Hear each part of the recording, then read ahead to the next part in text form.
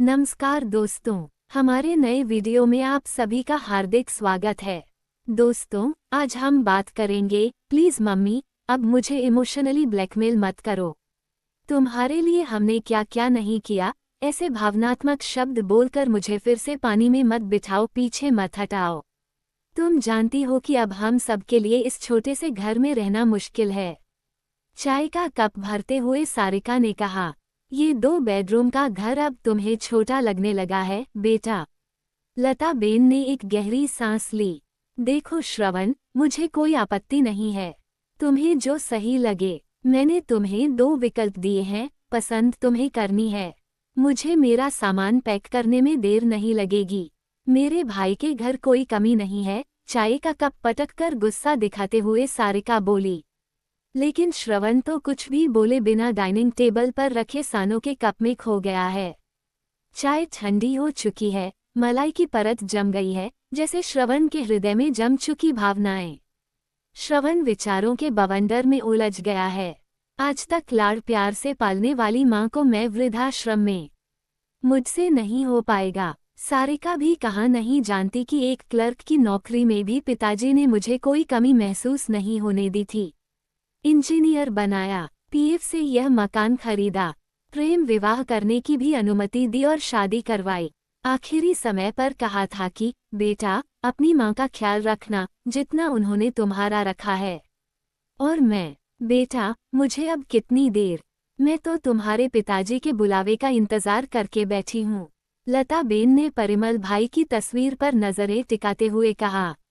और हाँ, वहाँ मुझ जैसे बूढ़े लोगों के साथ मुझे ज्यादा अच्छा लगेगा। बेवजह अपना जी मत जला।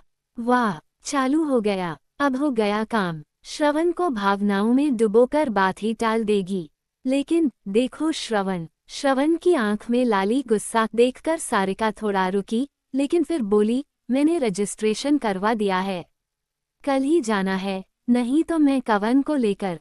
बीच में ही रुककर पास में मक्खी भिनभिनाए वैसे ही कुछ भिनभिनाते हुए वह रसोई में चली गई। लता बेन भी उठी। श्रवण भी ऑफिस जाने के लिए निकला। आज ऑफिस में श्रवण का काम में बिल्कुल मन नहीं लगा। रात को देर से घर आया और बिना खाना खाए ही अपने कमरे में सोने चला गया। देर रात तक सो नहीं पाया। सुबह जल्दी आंख लगी ही थी कि सारिका ने जगाया। चलो उठो, कवन सो रहा है, तब तक मम्मी को छोड़ आओ, नहीं तो साथ आने की जिद पकड़ेगी, कहकर बिना किसी जवाब का इंतजार किए वह बेडरूम से बाहर चली गई। रविवार होने के कारण कवन अभी भी सो रहा है। लता बेन के आग्रह के कारण श्रवण ने भारी दिल से सामान घसीटकर डिक्की में रखा। मोटर कार में बैठकर मोटर स्टार्ट की। लता बेन भी बैठ गईं। मोटर चल पड़ी। सारिका को जैसे खुशी की लहर आई हो। पूरे रास्ते माँ बेटे दोनों में से कोई कुछ नहीं बोला। श्रवण को लगा कि यह डरावनी चुप्पी उसे अपनी बाहों में लेकर कुचल डालेगी। वृद्धाश्रम पहुँचे। दरवाजे पर मोटर रोकी, दोनों उतरे। दरवाजे पर बड़ा बोर्ड था, दीकरानु घर, बेटे का घर। अभी भी दोनों के बीच कोई बातचीत नहीं हुई। श्रवण में चलने की जैसे हिम्मत ही नहीं है। घिसकते पैरों से वह गुमसुम सामान खींचता हुआ चल रहा है। सामने की दीवार पर नजर पड़ी, लिखा था। मिट्टी लेकर उसने सांचे में रखकर एक सुंदर आकार की मूर्त गढ़ी। उसे मासूमियत का रंग दिया और भरी उसमें ढेर सारी नटखटता। छल कपट भरकर ठूस ठूस कर एक तिल भर की भी कमी नहीं छोड़ी। ये सुनकर भगवान श्री बोले, मूर्त तो गढ़ी इंसान की, पर उसमें कमी छोड़ दी इंसानियत की। शब्द शब्द उसके हृदय में भाले की नोक की तरह चुभने लगे। वह घुटने लगा। असहनीय पीड़ा अंदर से जैसे उसे खोखला करने लगी। लगा कि अभी गिर पड़ेगा। लता बेन बेटे की यह हालत भांप गईं। कार्यालय रिसेप्शन अभी पास ही था।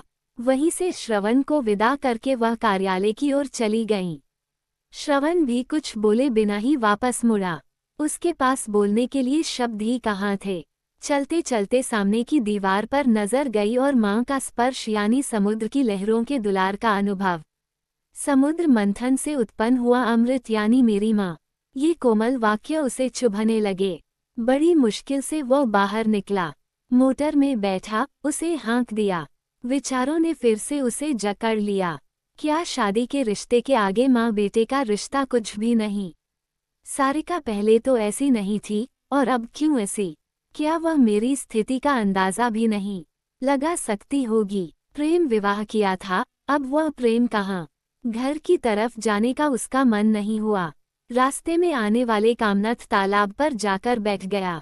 एकांत था, दर्द का ज्वालामुखी फटा और आंसुओं का लावा उमड़ पड़ा। अपने पुरुषत्व से भावनाओं के इस सैलाब को रोक नहीं सका। हृदय हल्का हो गया। मोटर में जाकर लेट गया। कवन उठकर चाय नाश्ता करने बैठा था। उसने सारिका से पूछा, मम्मी मम्मी पापा और दादी कहाँ हैं? सारिका घबरा गई। क्या कहे समझ नहीं आया। बेटा, वे तो घूमने गए हैं। मुझे और तुम्हें छोड़कर कहाँ? वो दिकरा नु घर है वहाँ। सारिका ने सुधारते हुए कहा।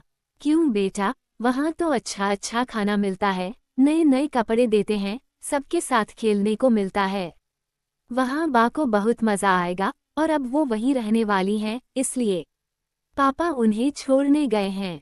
ओह, वहाँ बहुत मज़ा आएगा। हाँ, अच्छा, तो मम्मी, मैं जब बड़ा होऊंगा ना, तब तुम्हें भी वहाँ छोड़ने आऊँगा, ठीक है? सारिका को अपने पैरों तले जमीन खिसकती हुई महसूस हुई। कवन की जुबान पर जैसे भविष्यवाणियां आ गई थी। सारिका लकड़ी की तरह जड़ हो गई। तो दोस्तों, ऐसे ही नए वीडियो देखने के लिए हमारे चैनल को लाइक, शेयर और सब्सक्राइब करें। वीडियो सुनने के लिए धन्यवाद।